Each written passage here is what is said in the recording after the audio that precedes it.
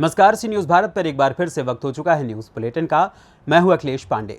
इस news bulletin में हम बात करेंगे लातेहार की, जहां संबलपुर में जम्मू तवी एक्सप्रेस में अपराधियों ने फायरिंग कर की लूटपाट। आगे चर्चा होगी प्रतापगढ़ की, जहां पुरानी पट्टी में लगाया गया भव्य गणेश पंडाल।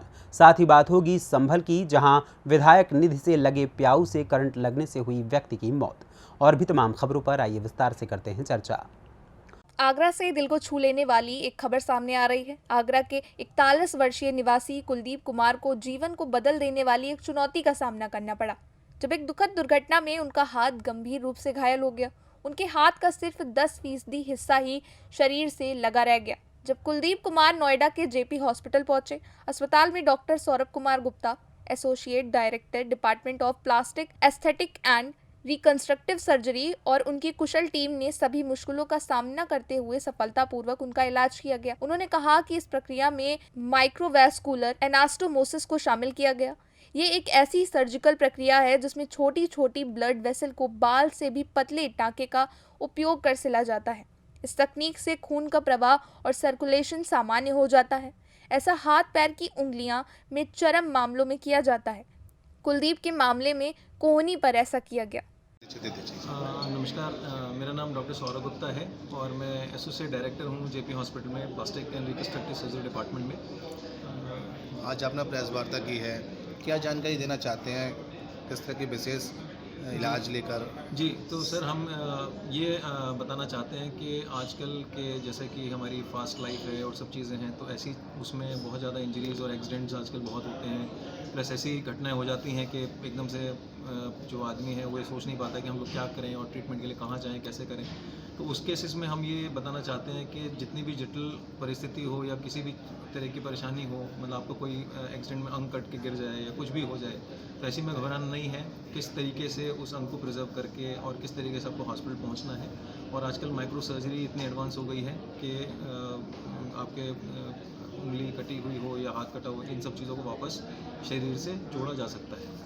क्या ये भी हो सकता आगरा से सी न्यूज़ संवाददाता अनुज उपाध्याय की रिपोर्ट। लातेहार संबलपुर जम्मू तवी एक्सप्रेस में जमकर लूटपाट हुई है। इस लूटपाट के दौरान अपराधियों ने 8 से 10 राउंड फायरिंग भी की है और यात्रियों के साथ जमकर मारपीट भी की। मारपीट की घटना में कई यात्री जख्मी भी हुए हैं।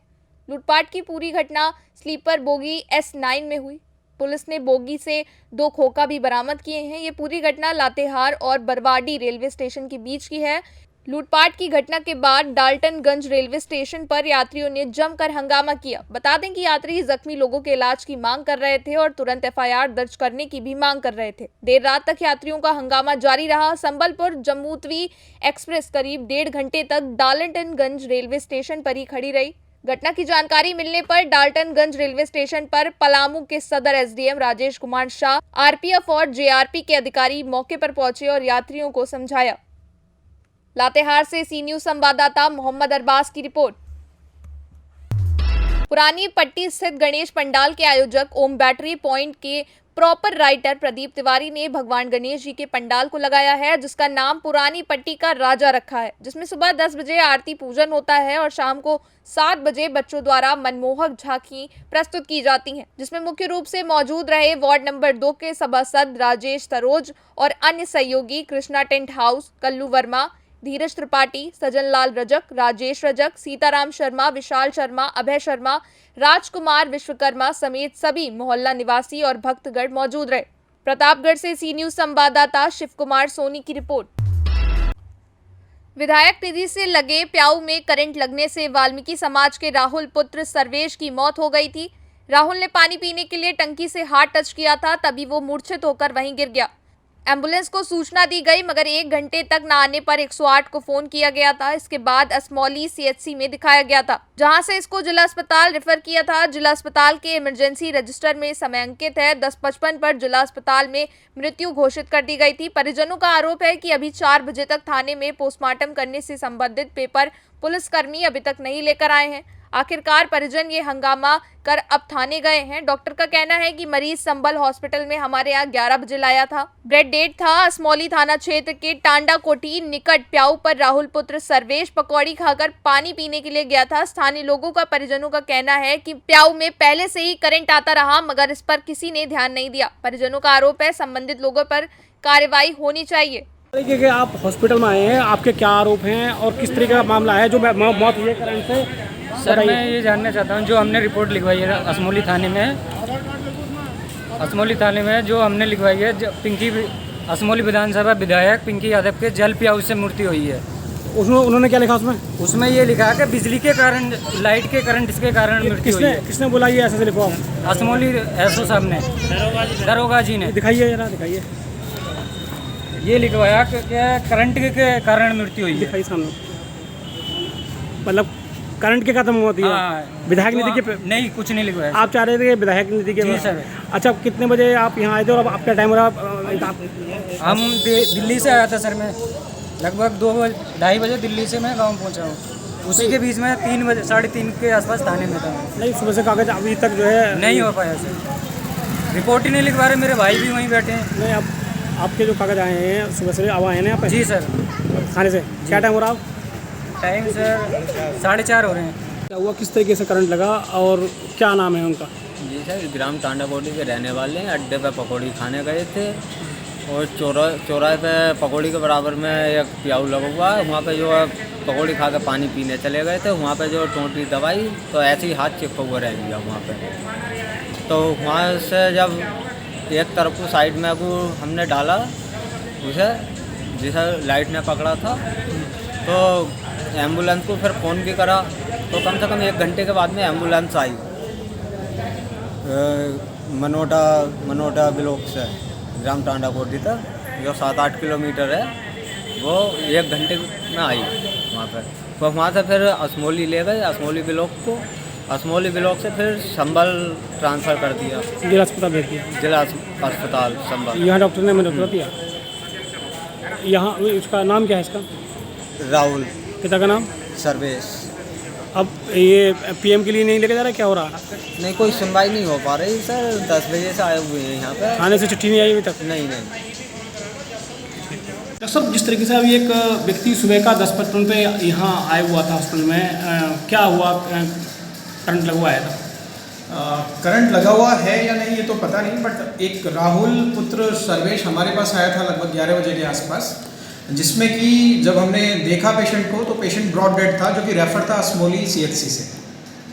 तो हमने PI आगे भेज दी है। आगे जो भी बॉडी को आगे पोस्टमार्टम हाउस ले जाने की जो भी होगा कार्रवाई। नहीं, जिस तरह की परिजन यहाँ आए बैठे हैं, अभी तक असमौली थाने से कोई आया नहीं है, जबकि 4 बजने वाले हैं। हमने अपनी तरफ से जितनी जल्दी से जल्दी हो सकती है अपनी तरफ से कार्रवाई करके आगे भिजवा दी थी PI। मगर अभी तक बॉडी यही है, आया ही नहीं, थाने से नहीं आया कोई। संभल से सी न्यूज संवाददाता जगतपाल सिंह की रिपोर्ट। सुल्तानपुर लम्भुआ 12 रबीउल अव्वल त्योहार को सकुशल संपन्न कराने के लिए लम्भुआ थाने पर पीस कमेटी की बैठक का आयोजन किया गया। CO अब्दुल सलाम की अध्यक्षता में आयोजित बैठक में शामिल लोगों से संवाद किया गया। निकलने वाले अंजुमन और जुलूस के बारे में जानकारी हासिल करते हुए CO अब्दुल सलाम की तरफ से जिम्मेदारियों को शांत बनाए रखने की अपील की गई। CO ने कहा कि मोहम्मद साहब के जन्मदिन पर अमन और शांति के साथ त्योहारों को मनाएं, जिससे आपसी भाईचारा बना रहे। आज थाना लम्बुआ पे 2 त्यौहार जो अभी संपन्न कराए जाने हैं, गणेश चतुर्थी और 12 वफ़ात को लेके बैठक की गई है। दोनों कम्युनिटी को बुला के बातचीत की गई है।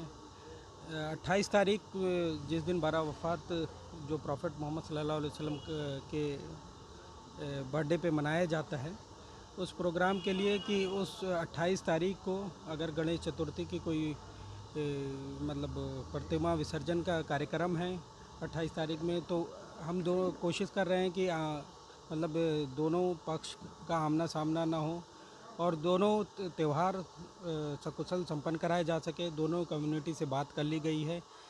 किसी भी तरीके से अभी तक कोई समस्या पिछले सालों में नहीं हुई है। हम लोग आप लोगों से, जनता से यही अपील करेंगे कि आपसी भाईचारा हमेशा बनाए रखें और लम्बुआ थाने की ये अच्छी बात है, खूबसूरती है कि यहाँ पे जब से मैं यहाँ पोस्टेड हूँ, यहाँ ये चीज़ देखने को मिली है। दोनों कम्युनिटी में एक दूसरे के लिए बहुत प्रेम है और एक दूसरे के साथ मिल के जुल के वॉलंटियर के फॉर्म में दोनों कोऑपरेट करते हैं, काम करते हैं।